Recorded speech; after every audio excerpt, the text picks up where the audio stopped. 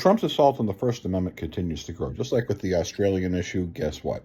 When an Australian journalist looks at Donald Trump and says, hey, why are you earning billions of dollars while being president? That doesn't make any sense to me. And then Trump responds and says, literally, Australia, they need to do business with me. You're injuring our relationships with Australia, and I'm going to talk to the Australian president about you. Whoa.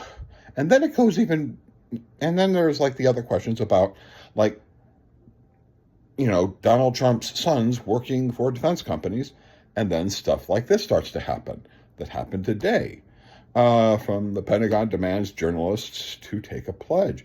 The Trump administration unveils a new crackdown Friday on journalists at the Pentagon, saying that it will require them to pledge that they won't gather any information, even unclassified, that hasn't been expressly authorized for release, and will revoke press credentials of those who do not obey. Holy crap. In other words, the Pentagon no longer wants any statements that is backed by documentation within the Pentagon that doesn't pass like the check mark of the Secretary of Defense. Literally dictating to a First Amendment free press that your reports, if backed by documents, require our checks. Wow. That's what our country is regarding freedom of speech. It's not just that the FCC is literally going over to companies and saying, you know what, if you like to continue to be able to have your broadcast license, you're going to fire the people we don't like. Because if you want to exist as a broadcasting company, you're going to do exactly as we say, fire the people we tell you to fire, hire the people we tell you to hire. That is Jimmy Kimmel. This was not just now, in September 19th, but back in May 24th, the Defense Department basically started creating these systems where it started creating these massive restrictions on reporters and started, replacing reporters, which they can do to some degree. But they had to have approval by the Pentagon.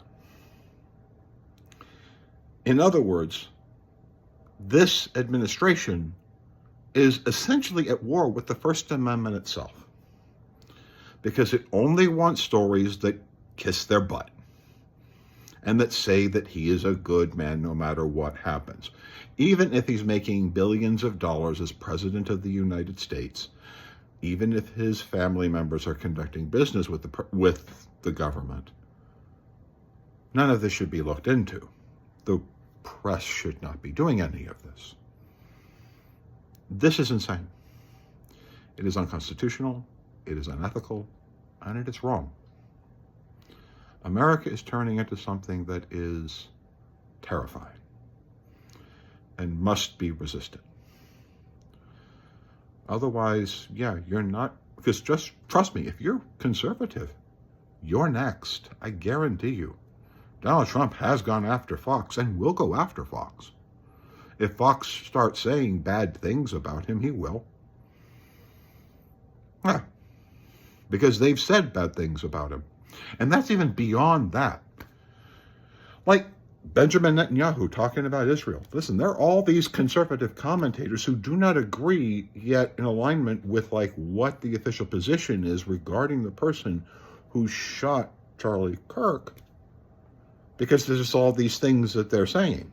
Those are First Amendment issues that are vastly worse than what Jimmy Kimmel is saying when they're making accusations like Israel participated and all these other things. Those are vastly worse than what Jimmy Kimmel said. Please like, share, and subscribe. America has to make a decision, has to come to a decision. And this is not about right or left.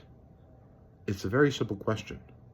Is the Constitution worth fighting for? Are there things that bind us as Americans within the Constitution that we should all simply stand up for and demand that, like, for example, the press should be able to report on the Pentagon? The press should be able to ask difficult questions, should say bad things about our government when our government is doing bad things. That free speech of the people is important, and the FCC shouldn't be telling companies that if you wish to exist as a company, you're going to fire the people we tell you to fire and hire the people we tell you to hire. Okay? Get together, America. This is too big. And hopefully the world will join us, because America led the world with this stuff. And we need to lead it again. Right now, we are not. The greatest threat to the freedom of speech right now appears to be happening here within the United States. The First Amendment is under attack. And we must stand. I love you all. I may disagree with you if you're Republican. I may disagree with people on the positions of Charlie Kirk. But let me just tell you, the philosophy that I hold is the highest law regarding my faith is that I love you guys like a brother. I may disagree with you, but I love you like a brother because that's what God told me to do. We may fight and argue like brothers and sisters do, but we're still fucking family, and that's it. We're going to fight, argue, and yell. But the highest commandment that God gives me is to say you're my brother or sister. And we argue like crazy. But at the end of the day, I try to hold you as my brother and sister. And we vote in elections, and we horribly disagree in elections. But at the end of the day, you're supposed to be my brother and you're supposed to be my sister. I may disagree with Charlie Kirk in all kinds of ways, but at the end of the day, he was my brother. I may say he's a jerk. I may call him all kinds of things. He'd probably call me all kinds of things. You probably are calling me all kinds of things right now. But under Mathew 22, I am supposed to love you as though you are family. That's above all the other crap. Above the, burn people or do terrible things to all these people, all these things you could read in the Bible that are terrible to do to all kinds of people. Jesus Christ's skinny was very simple. Love God with everything you have. Love your neighbor as though your neighbor is you. And that's it. That's all. And as long as you keep doing that throughout your life, whether you're Christian or not, you can get into heaven. When you stop doing that, you don't. That's Christ's highest law. Really simple. Literally. And anyone who disagrees with that, just read the damn thing and read that it is Jesus Christ literally saying this is the highest law above all other law and all other prophets. In other words, any prophet position you bring up to me that says I'm supposed to hate gay people or this person or that person, you're wrong. Because Christ himself said this is the highest of all of them. I'm supposed to love you like a brother. Whatever crimes you commit, yeah, you need to go to jail for the crimes you commit. But when you come out, I'm going to give you a second chance. I'm going to give you a third chance. I'm going to give you fifth chances. I don't care. You're family. That's it. When you're being a jerk, I'm going to call you a jerk. And you're going to call me a jerk. Why? Because that's what family members do.